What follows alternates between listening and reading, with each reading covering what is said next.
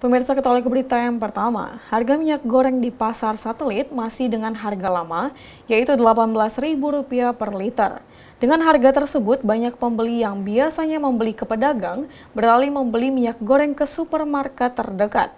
Dikarenakan harga minyak yang lebih murah dan akibatnya banyak pedagang mengeluh stok minyak goreng yang masih menumpuk di tokonya. Harga minyak goreng yang dijual di pasaran masih harga lama.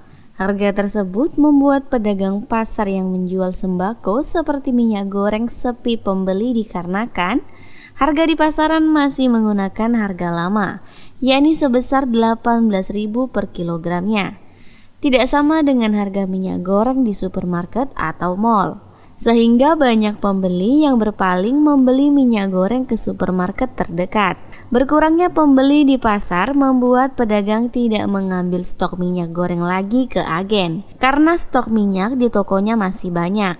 Pedagang minyak goreng Hera mengatakan, sekarang harga minyak goreng masih harga lama, yakni Rp18.000 per liternya, dan ada Rp17.000 per liter. Itu tergantung dari merek kemasan minyak goreng masing-masing. Dengan harga minyak goreng di supermarket yang menjual seharga Rp14.000 per kilogram, pendapatan pedagang pasar sangat merosot.